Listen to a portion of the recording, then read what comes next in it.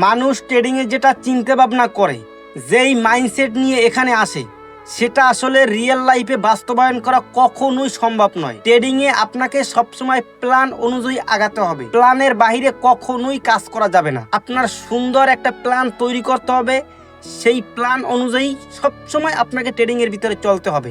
যার প্ল্যান যত স্ট্রং, যার প্ল্যান যত ভালো, যার প্ল্যান যত স্মার্টলি, সে এখান থেকে তেমন স্মার্ট ভাবে ইনকাম করতে পারে এবং লং টাইম ধরে প্রফিট করতে পারে। যার কোনো প্ল্যান নাই, তার এখানে কোনো প্রফিটও নাই। আমার কথা নিট অ্যান্ড ক্লিন। আপনি যদি স্মার্টলি একটা ভালো প্ল্যান তৈরি করতে পারেন, তাহলে আপনি এখান থেকে স্মার্টলি ভাবেই প্রফিট বের করতে পারবেন। আপনার প্ল্যান যত আনস্মার্ট হবে, আপনি এখান থেকে তত বেশি লুজার হবেন। আপনাকে সুন্দর একটা প্ল্যান তৈরি করতে হবে যে আমি এই ট্রেডটা নিব, এই ট্রেডটা নেওয়ার পরে যে ট্রেডটা হবে সেটা কত ডলারে নিব, সেটা লস হলে তারপরেরটা কত ডলারে নিব, আমার আজকের দিনের প্রফিট টার্গেট কত হবে, আমার সপ্তাহের প্রফিট টার্গেট স্টপ লস কত হবে, আমার পার মান্থের স্টপ লস এবং প্রফিট টার্গেট কত হবে, সবকিছু আপনার প্ল্যানের ভিতরে থাকতে হবে। এটা আপনার যদি লেখা থাকে খাতায় কলমে, তাহলে আপনি এখান থেকে অবশ্যই প্রফিটেবল হতে পারবেন। মানুষের কোনো প্ল্যান নাই, প্ল্যান আপনার থাকতে হবে। আপনার টেকনিক্যাল অ্যানালাইসিস যেমনটা গুরুত্বপূর্ণ, আপনার ফান্ডামেন্টাল অ্যানালাইসিস যেমনটা গুরুত্বপূর্ণ, ঠিক একইভাবে আপনার প্ল্যানটাও খুবই গুরুত্বপূর্ণ। আপনি কোনোটা বাদ দিয়ে কোনোটা রাখতে পারবেন না।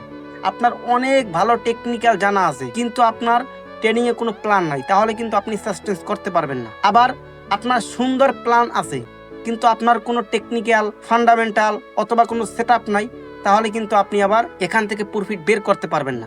সব কিছু লাগবে। আপনি একটা বের করে আর একটা ফালিয়ে দেবেন, ওই রকমের হবে না। সবকিছু আপনার আয়ত্তেই রাখতে হবে। ট্রেডিংটা অনেক সহজ যদি আপনি এটাকে সহজ করে নিতে পারেন। লস ভাই সবাই করতে পারে, লস করতে পারে সবাই।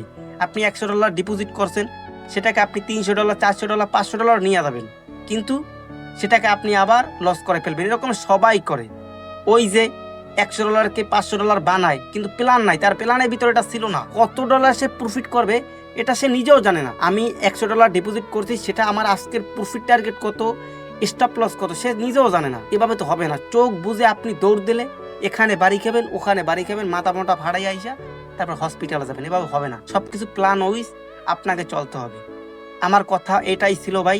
ট্রেডিংয়ে আসছেন, বেশ ভালো কথা। আগে শিখেন, বুঝেন, অ্যাকচুয়াল যেটা রয়েছে ট্রেডিং এর ভিতরে সেটা মানার চেষ্টা করেন। এটা আগে খুঁইটা বের করেন যে ট্রেডিং থেকে আমি ইনকাম করবো, এটার জন্য আমি কি করতে পারি, কত স্মার্টলি কাজ করতে পারি, অন্যান্য মানুষ কোন জিনিসটা ফলো করতেছে যেটার কারণে তারা লস করতেছে, অন্যান্য মানুষ কোন জিনিসটা ফলো করতেছে যেটার কারণে তারা প্রতিনিয়ত প্রফিট করতেছে, এগুলো খুঁজে বের করেন।